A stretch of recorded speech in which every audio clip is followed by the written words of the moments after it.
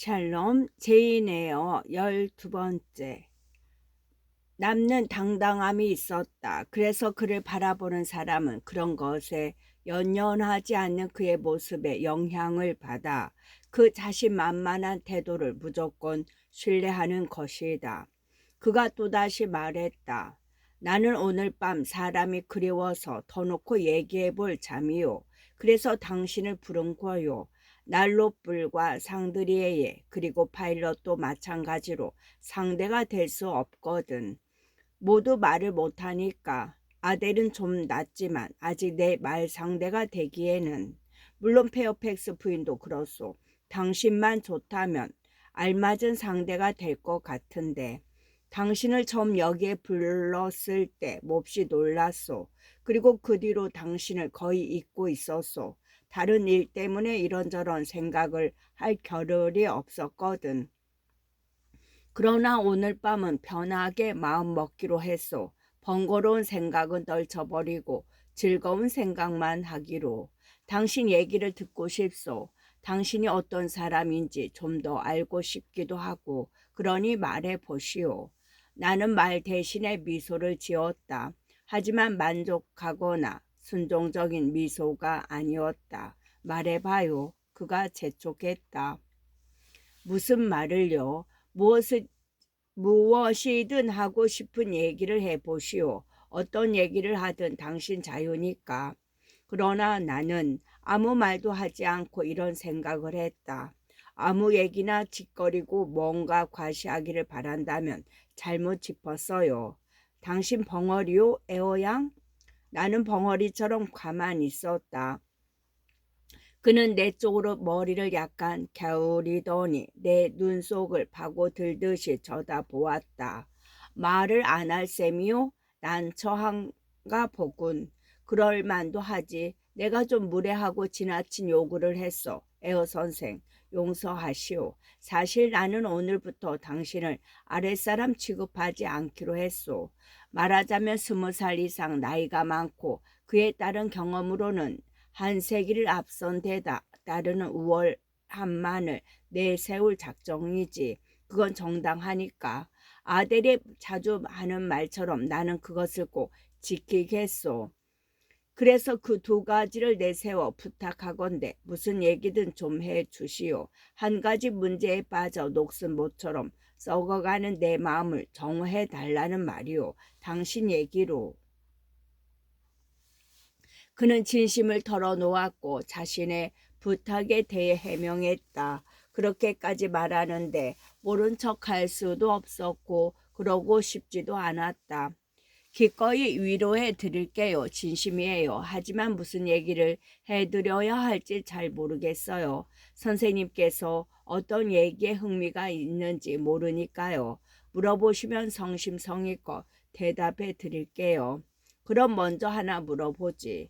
내가 주인처럼 냉정하고 엄하게 굴어도 된다고 생각하오. 그러니까 나는 당신 아버지 뻘인 나이에다 당신은 한 집안에서 한 식구들과 조용히 살아왔지만 나는 여러 나라의 많은 사람들과 어울리면서 온갖 경험을 하며 지구의 절반을 여행했다는 이유로 말이오. 좋으실 대로요. 그런 대답을 원하는 게 아니오. 오히려 더 초조하게 만드는군. 그런 애매한 대답 말고 분명히 대답해봐요. 선생님께서 저보다 나이가 많거나 세상 구경을 많이 하셨다는 이유만으로 명령할 권리가 있다고 생각지 않아요. 선생님이 저한테 우월함을 내세우시는 데는 선생님이 시간과 경험을 얼마나 의미 있게 쓰셨는지에 달려 있어요. 똑똑한 대답이군. 내 우의가 허용되지 않겠군. 나한테는 해당되지 않는 말이니까. 나는 시간과 경험을 나쁘게 쓰지는 않았으나 별 의미 없게 썼으니 말이요. 그럼 우위를 내세우지는 않을 테니 가끔 내 명령에 따라 주시오. 화를 내거나 불쾌해하지 말고. 나는 미소 지으며 노체스터 씨가 괴짜라는 생각을 했다. 그는 자신의 명령을 내가 받아들이는 대가로 1년에 30파운드를 지불한다는 사실을 잊은 모양이었다. 웃는 것도 좋지만 얘기 좀 하시오. 그는 살짝 지었던 나의 미소를 바로 포착하고 말했다. 봉급을 받는 아랫사람이 자기 명령에 화를 내거나 상심할까 걱정하는 주인도 있나 하는 생각을 했어요. 봉급을 받는 아랫사람이라 뭐? 당신은 내가 봉급을 주는 아랫사람이란 말이지. 아, 그렇지. 그건 잊고 있었군. 좋아. 그럼 그 경제적인 이유를 들어 내가 좀 귀찮게 해도 괜찮소? 아니요. 그 이유만으로는 안 돼요. 하지만 아랫사람이 주인 밑에서 편안히 지내는지 마음 써 주신다는 전제하에 허용해 드리죠. 그럼 형식적이고 상투적인 예의 같은 건 생략해도 무례하다고 생각하지 않겠소? 저는 격식을 차리지 않는다고 해서 무례하다고 생각지 않아요. 저는 격식 같은 거 좋아하지 않아요. 하지만 자유의지를 가진 사람으로서 비록 봉급 때문이라고 해도 무례한 태도에 복종할 생각은 없어요. 천만에 자유의지를 가진 사람들이라도 대부분 봉급을 위해서 무슨 일이든 복종하게 마련이요. 그러니 혼자만 그렇게 생각해요. 당신이 잘 알지 못하는 일반적인 세상에 관해서는 아른 채 하지 않는 게 좋아요. 그러나 방금 한 말이 통상적인 것은 아니지만 마음속으로는 찬성이요. 내용보다 솔직하고 진지한 태도가 마음에 든단 말이요. 흔히 볼 수 없는 태도거든. 솔직하게 말했을 때 돌아오는 건 대부분 형식적이거나 냉담한 대답 아니면 어리석은 오해뿐이요. 여학생 출신의 애송이 가정교사 3,000명 중에 단 3사람도 지금 당신처럼 답변하지 못할 거요. 물론 당신 기분 좋으라고 하는 말은 아니요. 당신이 대부분의 사람들과 다른 것은 당신 노력 때문이 아니요. 그렇게 타고난 데다 자연히 길들여진 것이지. 성급한 판단일지도 모르지만 어쩌면 다른 사람들과 똑같을 수도 있고 당신의 두 서너 가지 장점을 무색하게 만들 엄청난 결점이 있는지도 모르니까. 당신도 그럴지 모르죠 라고 나는 생각했다. 이런 생각이 내 머릿속에 떠올랐을 때 그와 눈이 마주쳤다. 그는 내 마음을 읽는 듯 이렇게 말했다. 그래 그래. 당신 생각이 옳아. 나도 결점이 많아. 나도 알지.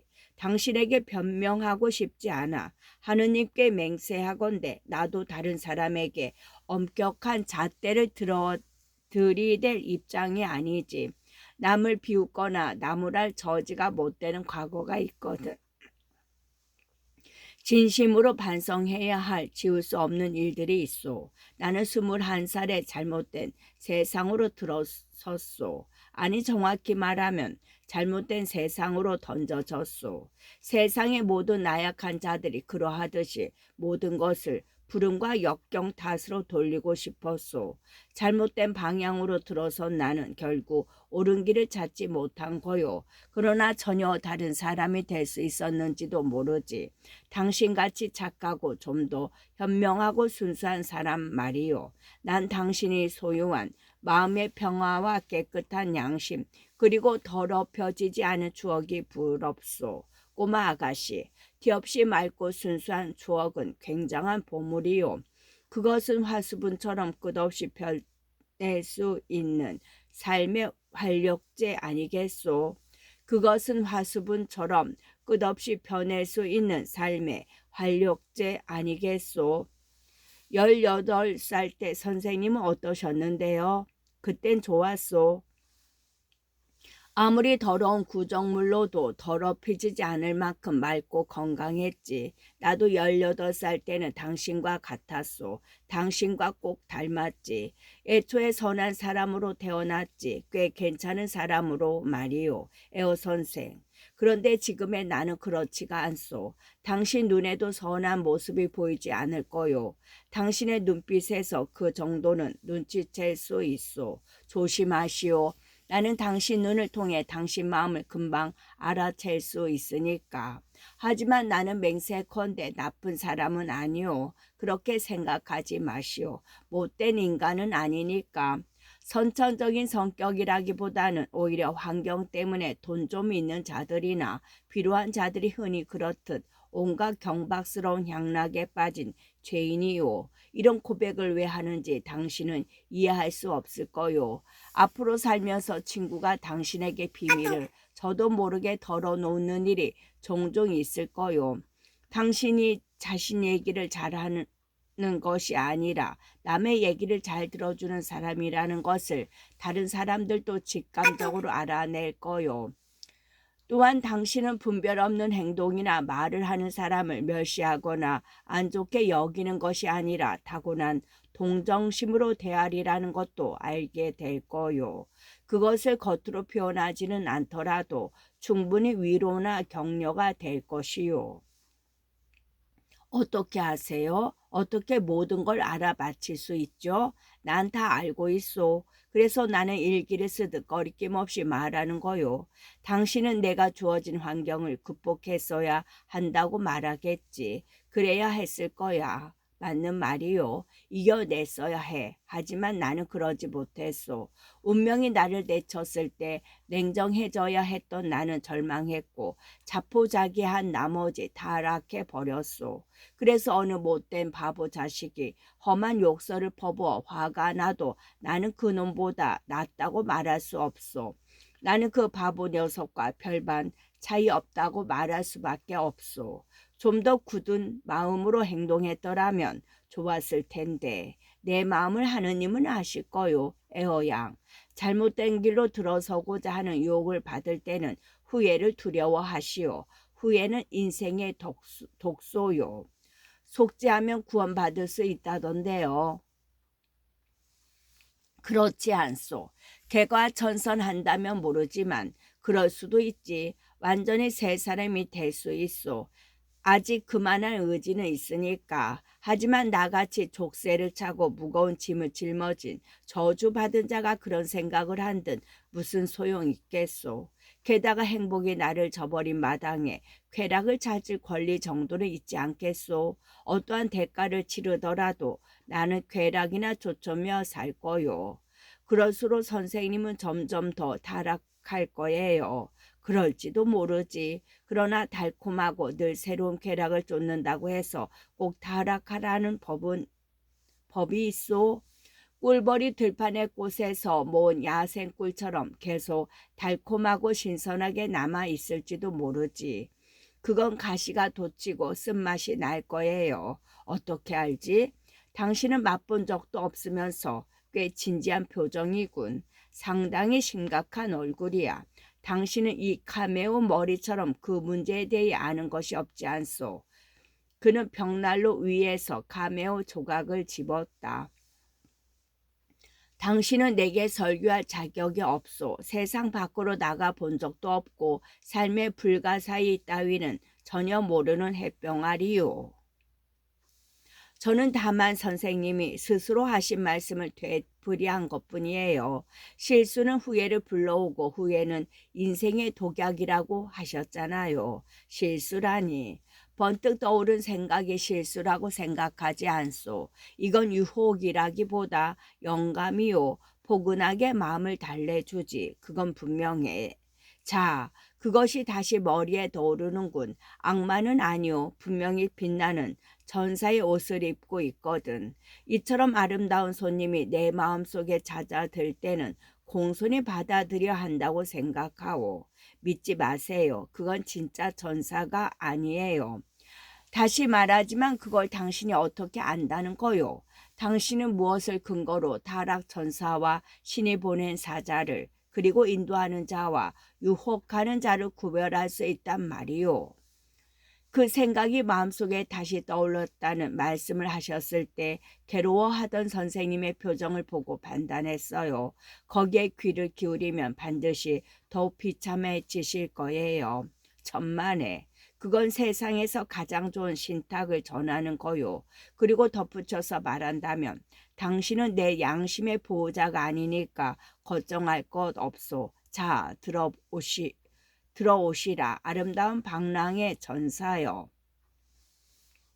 그는 다른 사람을 볼 수 없지만 자기만 볼 수 있는 환영의 말을 거는 것처럼 반쯤 벌렸던 두 팔을 가슴 위에 얹으며 그것을 껴안는 몸짓을 했다. 자, 나는 틀림없이 변장한 신이라고 믿고 있는 순례자를 만났소. 이 신은 이미 내게 덕을 베풀었소. 납골당 같던 내 가슴이 신전으로 변했소. 그는 다시 내게 말했다. 솔직히 말씀드리면 저는 선생님이 무슨 말씀을 하시는지 전혀 이해할 수 없어요. 제 이해력으로는 도저히 대화를 나눌 수가 없네요. 단 한 가지 제가 아는 것은 선생님께서 자신이 바라는 만큼 착한 사람이 못 되었다는 거, 그리고 자신의 나약함을 뉘우치고 있다는 거예요. 그리고 더러운 추억은 영원한 독이라고 말씀하신 거예요. 선생님께서 많은 노력을 하신다면 머지않아 스스로 만족하는 사람이 되리라고 생각해요.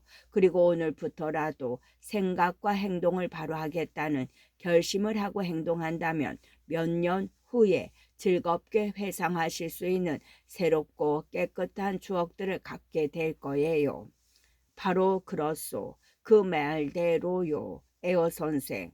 그런데 나는 바로 이 순간에도 지옥으로 향하는 길에 자갈을 깔고 있어. 뭐라고요? 바로 선의의 자갈 말이요. 부싯돌처럼 단단한 돌. 물론 이제부터 만나는 사람이나 하는 일도 다를 것이요. 더 나은 방향으로 말이죠. 물론이요. 순수한 광석이 더러운 쇠조각보다 훨씬 좋은 거요. 당신은 나를 의심하는구려. 난 내 자신을 의심하지 않소. 내 목적이 무엇인지 잘 알고 있으니까. 그리고 이 순간 내 목적과 동기가 모두 옳다는 사실을 마치 메디아나 페르시아의 법령처럼 결코 바꿀 수 없는 법령으로 만들겠소. 새로운 법령이 필요한 목적과 동기는 결코 정당한 것이 아니에요. 에어양. 새로운 법령은 꼭 필요하오. 그것은 정당하니까. 이제까지 없었던 복잡한 사안이니 새 법령이 필요한 거요. 위험천만한 말이군요. 오용되기 쉬우니까요.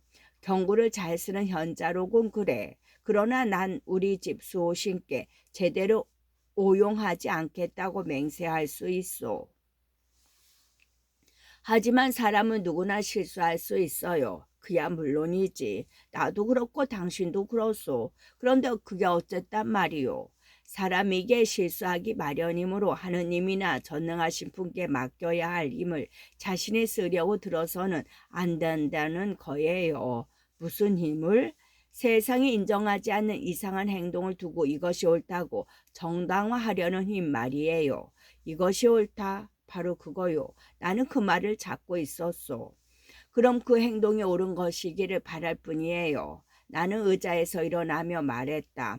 내가 도무지 이해할 수 없는 얘기를 계속하는 건 무의미한 일인 듯 했다. 그뿐 아니라 지금 내 통찰력으로는 말 상대의 성격을 도무지 파악할 수가 없었다. 그리고 나는 아무것도 알아낼 수 없겠다는 생각이 확고해지자 뭔지 모를 불안감이 들었다. 어디 가는 거요? 아대를 재우러요. 벌써 잘 시간이 지났어요.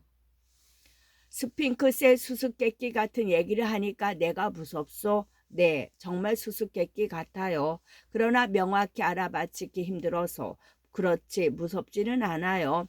당신은 무서워하고 있어요. 자신의 자애로운 성격이 발동해 실수하지 않을까 두려운 거요. 그런 의미에서 두려운 건 사실이에요. 쓸데없는 얘기는 하고 싶지 않으니까요. 설령 쓸데없는 얘기를 해도 당신의 진지하고 침착한 태도 때문에 의미 있는 얘기로 알아들을 거요. 에어양, 당신은 웃어본 적이 없소? 대답하지 않아도 돼요. 당신은 좀처럼 웃지 않으니 하는 말이요. 그러나 당신은 굉장히 유쾌하게 웃을 수 있는 사람이야. 내 말을 믿어요. 내가 선천적으로 사악하지 않듯 당신도 선천적으로 엄격한 사람은 아니요. 로드의 구속이 아직까지 당신의 기억에 남아 당신의 성격을 지배하고 목소리를 억제하고 손발을 얽어매는 거요. 당신은 오빠 혹은 아버지나 주인 등 모든 남자 앞에서 명랑하게 웃거나 편하게 담소하거나 혹은 재빠르게 행동하는 것을 두려워하고 있소. 그러나 내가 지금 당신 앞에서 평소처럼 격식을 갖추지 않듯이 언젠가는 내 앞에서 편해질 거요. 그리 되면 당신의 표정과 행동이 지금보다 훨씬 밝고 활달해지겠지. 가끔 나는 꽉 닫힌 세 장의 창살 틈으로 엿보는 그 이상한 새의 시선을 발견하지. 활발하고 조바심을 내는 의지가 굳은 포로요. 자유롭게 풀어준다면 분명 하늘 높이 날아갈 거요. 그런데 꼭 가야겠소. 9시 종이 울렸어요. 걱정 말아요. 잠깐 아델은 아직 잘 준비가 안 된 것 같은데 에어양. 이렇게 벽난로를 등지고 서면 방안을 살펴보기 아주 좋지. 당신과 얘기하면서 나는 가끔 아델을 보았소. 내가 아델을 관심 있게 연구하는 데는 나름대로 이유가 있소. 언젠가는 그 이유를 얘기할 수 있겠지. 아니 꼭 얘기해 주겠소. 10분쯤 전 아델이 상자에서 예쁜 분홍색 드레스를 꺼내서 보았을 때 그 아이의 얼굴은 황홀함 그 자체였지. 저 애의 피 속에는 교태가 흐르고 골수까지 박혀 있어. 지금 당장 입어볼래? 라고 소리치며 방을 뛰어나갔어. 아마 지금쯤 소피의 도움을 받아 옷을 입어보고 있을 거요. 조금 있으면 들어오겠지. 그 애가 어떤 모습일지 난 이미 알고 있어. 막이 올라 무대에 선 설렘 발랭의 축소판이겠지. 하지만 상관없어. 온화한 내 기분이 깨질 것 같군. 예감이 그렇다는 거요. 그러니 이 예감이 맞는지 지켜보시오. 말이 끝나기 무섭게 아델이 홀을 걸어오는 가벼운 발소리가 들려왔다. 그 아이 보호자의 예언대로 그 애는 다른 사람이 되어 들어왔다. 지금까지 입고 있던 갈색 블록 대신 못이 짧은 치마에 매우 촘촘히 주름 잡힌 장밋빛 세틴 드레스를 입고 있었다. 장미꽃 봉오리 화환을 이마에 두르고 발에는 비단 양말과 하얀 세틴 구두를 신었다. 참 잘 어울리지요. 구두랑 양말 어때요? 아델이 깡충깡충 뛰며 물었다. 춤을 춰 볼게요. 그녀는 드레스를 펼치며 샷의 스텝으로 로체스터시 앞으로 가서 발끝으로 휙 하고 가볍게 한 바퀴 돌고 나서 한쪽 무릎을 그의 발밑에 대고 말했다. 아저씨 진심으로 감사합니다. 그리고 일어나더니 이렇게 말했다. 엄마는 이렇게 했어요, 아저씨. 똑같구나. 노체스터 씨가 대답했다. 그리고 나에게 말했다. 그리고 이런 식으로 내 영국제 바지 주머니에서 영국 구마를 빼냈던 거요, 에어양. 나도 그때는 새파랗게 젊었다오. 참으로 세상 물정이라곤 전혀 몰랐지. 그때 싱싱했던 내 청춘의 빛깔은 지금 당신을 싱싱하게 물들이는 청춘의 빛깔에 비할 게 아니었소. 하지만 프랑스의 작은 꽃 한 송이만을 남기고 내 청춘은 흘러가고 말았소. 나는 가끔 이 꽃을 버리고 싶은 생각이 들곤 한다오.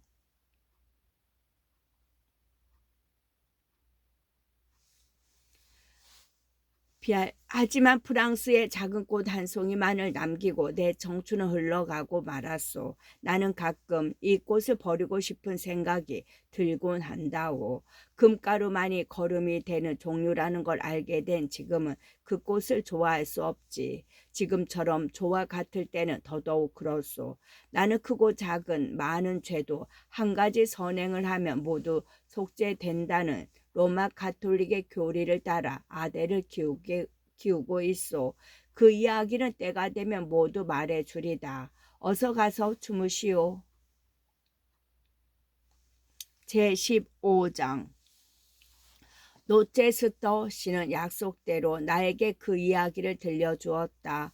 어느 날 오후 나는 아델과 정원에 나갔다가 우연히 그를 만났다. 아델이 파일럿과 제기를 차며 노는 동안 그는 아델이 보이는 기다란 너도 밤나무 길을 함께 산책하자고 했다. 이때 그는 아델이 자신과 대단한 연애를 했던 프랑스 오페라 무이 셀린 발행의 딸이라고 했다. 그 정열의 셀린은 로체스터 씨보다 더 열렬하게 그를 사랑하는 채 했다. 그는 자신이 못생겼지만 셀린의 우상이라고 생각했다. 그의 말에 따르면 셀린이 아폴로의 우아한 아름다움보다 그의 건장한 체격을 더 좋아한다고 믿었다. 에어양. 그래서 영국의 남자 정령이 프랑스의 선녀의 선택을 받아 너무 기쁜 나머지 그녀를 호텔에 살게 하고 시녀를 딸려 주었으며 마차와 캐시미어 옷뿐만 아니라 다이아몬드와 값진 레이스 등등 평생 쓸 수 있을 만큼 완벽한 살림을 차려 주었소. 이를테면 여자에 푹 빠진 멍청이 방탕아처럼 자멸의 길에 들어섰던 것이요. 나한테는 지옥스러운 파멸의 길로 들어서면서 남달리 새로운 길을 닦을 만한 독창력이 없었던 것 같소. 남들이 흔히 가는 길을 한치도 벗어나지 않고 바보처럼 하나부터 열까지 기존 사람들의 전철을 그대로 밟았소. 나는 당연히 모든 멍청한 방탕아가 맞닥뜨리는 운명을 맞이했소. 어느 날 밤 셀린과 약속도 하지 않고 그녀를 방문했을 때 그녀는 집에 없었소. 그날 밤은 몹시 더운 데다가 파리의 거리를 쏘다니느라 지친 나는 방금까지 셀린이 머물렀던 방에서 그녀의 신성한 채취를 들이마시며 기뻐했소. 아니 이건 과장이오. 셀린한테 신성한 뭔가가 있다고 생각한 적이 없소. 셀린이 남긴 건 오히려 일종의 선향 냄새였지. 신선한 향이라기보다 사향이나 용연향 같았소. 나는 이때 온실의 꽃향기와 향수 냄새로 답답해서 창문을 열고 발코니로 나갔소. 밝은 달빛과 가스등이 켜진 무척이나 고요하고 잔잔한 밤이었지. 발코니 의자에 걸터앉아 여송연을 꺼냈소. 미안하지만 그때처럼 지금 한 대 피워야겠소. 그는 잠시 이야기를 멈추더니 여송연을 꺼내 불을 붙였다. 그는 담배를 입에 물고 흐리고 쌀쌀한 하늘로 아바나 여송연 연기를 내뿜더니 다시 말했다. 에어양, 당시 나는 좋아하는 초콜릿 과자를 질겅질겅 씹고 있었소. 저속한 표현을 이해하시오. 초콜릿 과자를 씹다가 여송연도 피우면서 근처 오페라 극장이 있는 화려한 거리를 달리는 마차들을 바라보고 있었소. 그러자 그중 훌륭한 영국산 말 두 필이 끄는 멋진 마차 한 대가 다가왔소. 휘황한 밤거리에서 그 모습이 뚜렷해졌을 때 그것이 내가 셀린에게 사준 마차라는 것을 알았소. 셀린이 집으로 돌아온 거요. 물론 내 심장은 기대고 있던 금속 난간이 울릴 만큼 마구 뛰었소. 예상대로 마차는 호텔 정문 앞에서 멈췄소. 내 불꽃은 마차에서 내렸소. 불꽃이라. 오페라 무희인 애인에게 아주 꼭 맞는 표현이지 않소. 그녀는 외투를 걸치고 있었소. 후덥지근한 6월에는 거창스러울 뿐인데 말이오. 마차 발판에서 내릴 때 치마 밑으로 얼핏 보인 조그만 발로 단박에 나는 셀린임을 알았소. 발코니 너머로 몸을 내밀고 나의 전사여 라고 부를 뻔했소. 물론 그녀만 들을 수 있게 말이오. 그런데 바로 그때 그녀의 뒤를 따라 마차에서 그림자 하나가 뛰어내렸소. 역시 외투를 입었으나 보드 위에 닿은 건 박차가 달린 구두 뒤꿈치였고 아치형 호텔 정문을 지나간 건 군모를 쓴 머리였어. 당신은 질투 같은 걸 해본 적이 없지요, 에어양? 물론 없겠지. 사랑한 적이 없었으니까. 앞으로 사랑과 질투의 기쁨과 아픔을 알게 될 거요. 당신의 영혼은 잠들어 있어. 그걸 깨울 충격이 아직 다가오지 않았어. 당신은 여기까지 데려다준 물결처럼 청춘이 얌전히 흘러가리라 생각하겠지. 눈과 귀를 막고 떠내려가는 당신에게는 불속 솟은 물속 바위들도 보이지 않고 그 밑에서 소용돌이치는 물소리도 들리지 않을 거요. 하지만 들어보시오. 내 말을 명심해야 하오. 당신은 언젠가는 바위투성이 계곡을 지나게 될 거요. 거기에서 온통 소용돌이와 격동, 포효, 소란으로 인생의 흐름이 뒤바뀔 거요. 당신은 날카로운 바위 끝에 부딪혀 산산조각 나서 흩어지거나 아니면 커다란 파도에 실려 더욱 잔잔한 물길로 들어서게 될 거요. 마치 지금의 나처럼 나는 오늘 같은 날을 좋아하오. 쇳빛 하늘 그리고 서리에 덮인 황폐하고 고요한 분위기가 좋소. 나는 손필드가 좋소. 예스러운 느낌, 세상과 동떨어져 후미진 곳, 까마귀들이 모여드는 오래된 교목이 있는 숲과 가시나무, 이 집의 잿빛 정면과 쇳빛 하늘 아래 어두운 창문들이 마음에 들어요. 그러나 얼마나 오랫동안 나는 이 집을 생각하기조차 꺼려 했는지 모른다오. 마치 돌림병이 발병한 집처럼 말이오. 아직도 내가 얼마나 싫어하는지. 그는 이를 갈더니 말을 멈췄다. 그리고 걸음을 멈추고 단단한 땅에 장화를 쿵 소리 나게 졌다.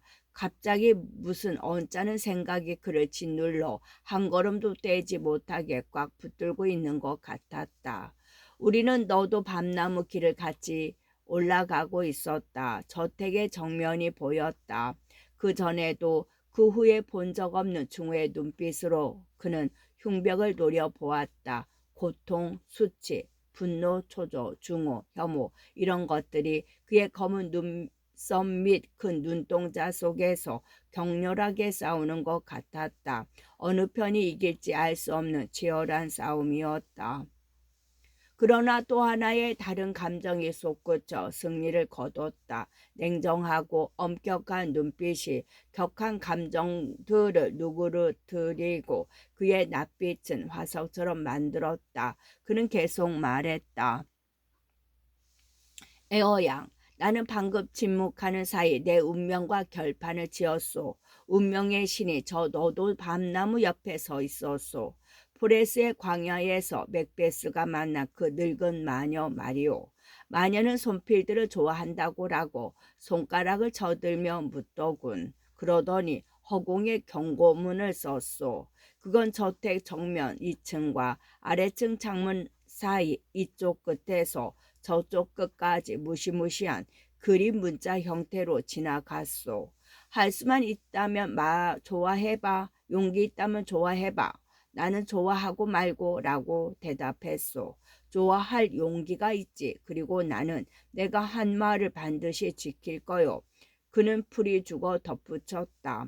내가 한 말을 반드시 지킬 거요. 나는 행복과 선의 장애물들을 모조리 부술 거요. 그렇소. 선을 위해 나는 지금까지 아니 지금의 나보다 더 나은 사람이 되고 싶소. 욥기의 괴물 리바이던이 창과 화살을 부서뜨리고 사슬 갑옷을 찢어 버렸듯이 세상 사람들이 강철이나 무쇠처럼 생각하는 장애물들을 나는 지푸라기와 썩은 나무처럼 여길 것이요. 아델이 제기를 들고 그에게 달려왔다.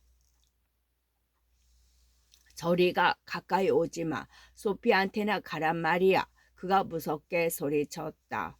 잠자코 계속 걷기만 했던 나는 그가 갑자기 중단했던 화제로 돌아가려고 이렇게 말했다. 바렌 양이 들어왔을 때 선생님은 발코니에 계셨어요? 시적절하지 못한 질문에 빈잔을 들을지도 모른다고 생각했는데 오히려 얼굴을 찌푸린 채 멍하니 있던 그가 정신을 차리고 나를 보았다. 어두운 빛이 그의 얼굴에서 사라졌다. 아참 셀린 얘기를 하고 있었지. 그렇지. 다시 시작하지. 아까 말한 것처럼 내 여인이 어떤 기사와 함께 들어오는 걸 본 순간 조용하라는 쉿소리와 함께 달빛이 비치는 발코니에서 뙬리를 뚫고 있던 질투의 바람뱀이 내 조끼를 파고들어 2분 만에 내 심장 한가운데를 파먹어 버렸소. 참으로 이상한 일이지. 그는 갑자기 다시 화제에서 벗어나 외쳤다. 이 얘기를 당신한테 하다니 게다가 당신은 가만히 귀 기울이고 말이야. 당신처럼 특이하고 세상 물정이라고는 전혀 모르는 아가씨한테 나 같은 남자가 오페라 무이와의 연애담을 아무렇지도 않게 얘기하다니. 하지만 언젠가 말했듯이 당신이 고분고분 잘 들어주니 나도 터놓고 말할 기분이 나는 거요. 당신은 진중하고 사려 깊고 조심성 많아 비밀을 털어놓기 좋지. 게다가 나는 당신이 어떤 마음씨를 가졌는지 알고 있어. 그건 쉽게 악의 편에 서지 않는 마음이지. 좀처럼 보기 힘든 독특한 것이지. 그 마음에 해를 입히고 싶지 않소. 설사 내가 그런다 해도 해를 입을 리 없는 마음이요. 당신과 내가 서로 이야기를 하면 할수록 좋소. 왜냐하면 나는 당신에게 해를 끼치지 않고 당신은 내게 새로운 기운을 샘솟게 해줄 테니까.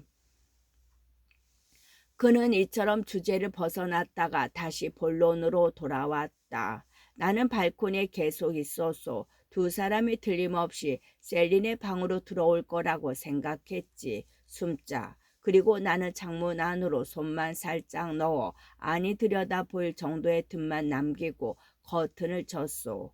그리고 창문도 연인들의 속삭임을 들을 수 있을 만큼만 열어두었소. 그 다음에 재빨리 의자에 돌아가 앉자마자 두 사람이 들어왔소. 나는 창문 틈으로 들여다보았소. 셀린 하녀가 들어오더니 램프에 불을 켜서 탁자에 놓고 나갔소. 이제 한 쌍의 연인이 내 눈에 또 또렷이 보였지. 둘 다 외투를 벗었소. 발랭은 새띤 드레스와 보석으로 빛나고 있었소. 물론 내가 사준 것이지. 그리고 여자의 사내는 장교의 옷차림이었지. 그자는 젊은 자작의 남봉꾼이었소. 가끔 사교계에서 만나는 멍청한 건달이었지. 나는 대놓고 그를 무시했기 때문에 그자를 싫어하고 말고 할 것도 없었소. 놈이라는 것을 아는 순간 질투의 뱀의 도끼는 금세 사라지고 말았소. 왜냐하면 그 순간 셀린을 향한 내 사랑의 불꽃도 촛불이 꺼지듯 사라져 버렸기 때문이오. 그런 놈팽이가 좋아 나를 배반한 여자라면 굳이 싸울 가치도 없다고 생각했소. 다만 경멸스러울 뿐이었소. 그러나 나보다는 낫다고 생각했소. 나는 그런 여자에게 속은 사람이니까. 둘은 얘기를 시작했소. 두 사람의 대화를 듣고 있으니 오히려 마음이 가라앉았소. 경박하고 탐욕으로 가득한 무의미한 대화였소. 듣는 사람이 화가 나기는커녕 지루할 뿐이었지. 탁자에 놓인 내 명함을 보더니 나를 화자에 올렸소. 두 사람은 나를 신랄하게 비난할 만한 거리나 재치가 없었소. 그들은 수준 낮은 언어로 야비하게 나를 모욕했소. 특히 셀린은 내 외모상의 결점에 대해 과장까지 했지. 입버릇처럼 내 남성미를 열렬하게 찬양하던 그녀가 말이요. 끝.